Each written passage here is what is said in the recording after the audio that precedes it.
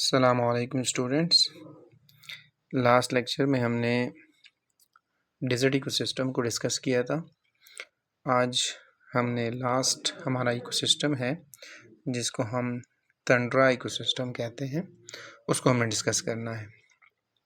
यानी ये इकोसिस्टम कहाँ पे मौजूद है, इसकी कुछ कैरेक्टरिस्टिक्स आज हमने डिस्कस करनी है। फिर इसमें एनिमल्स लाइफ और प्लांट्स लाइफ ये हम अगले लेक्चर में डिस्कस करेंगे।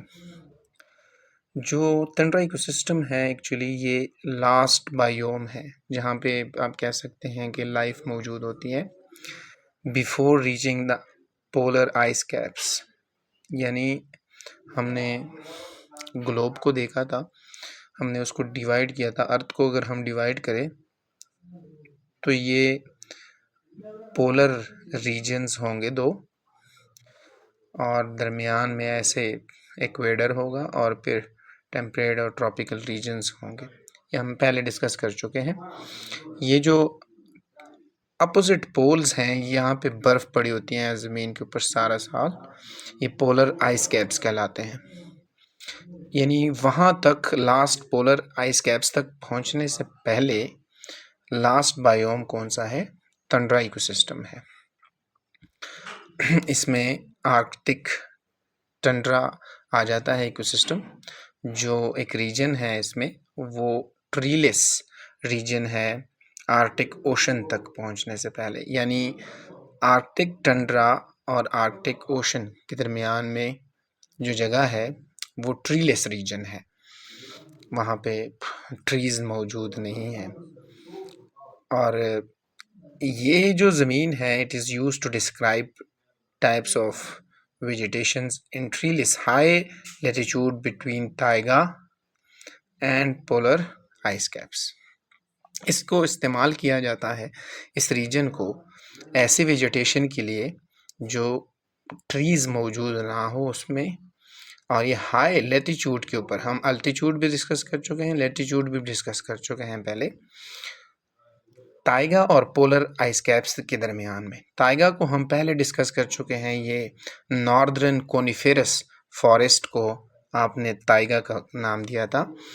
तो कोनिफेरस फॉरेस्ट से लेकर पोलर आइस कैप्स तक हाई लेटीट्यूड के ऊपर जितना भी एरिया है, इसको स्पेसिफिक वेजिटेशंस प्लांट्स वहाँ पे ग्रो कराए जाते हैं, उसके ऊपर वेजिटेशन होती है।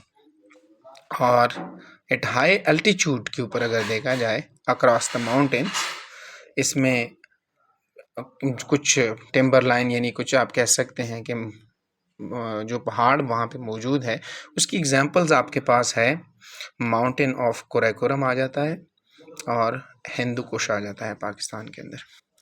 तो हाई एल्टीट्यूड के ऊपर ये पहाड़ी सिलसिला उसकी एग्जांपल है।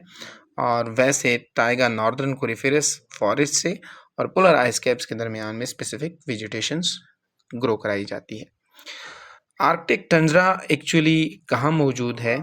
स्ट्रेचेस अक्रॉस, यानी ये प्रेजेंट है, इसको बंद किया गया है। जैसे किस जगह, किन एरियाज़ के दरमियान में ये मौजूद है? नॉर्दर्न आप कह सकते हैं नॉर्थ अमेरिका, नॉर्दर्न जो यूरोप है, और साइबेरिया के अंदर, ये इनके दरमियान में आर्कटिक टंड्रा जो है ये प्रेजेंट है। इसके अंदर जो टंड्रा इकोसिस्टम है, आज हमने कुछ जस्ट इसके कैरेक्टरिस्टिक्स डिस्कस किए हैं, जिसमें आपको अल्टीट्यूड और लेटीट्यूड का भी हम पहले डिस्कस कर चुके हैं, उसका फ़र्क याद होना चाहिए। टाइगा का पता होना चाहिए आपको कि नॉर्दर्न कोनिफेरस फॉरेस्ट को हम टाइगा कहते हैं। ये शॉर्ट क्वेश्चन में भी आ जाता है पेपर के अंदर। तो ये चीज़ें हमने इसमें डिस्कस की है। और फिर हमने बात की कि आर्कटिक टंड्रा एक्चुअली कहाँ मौजूद है। ये नॉर्थ अमेरिका के अंदर, northern north America, northern Europe और साइबेरिया के दरमियान में ये मौजूद है हाई लैटिट्यूड के ऊपर।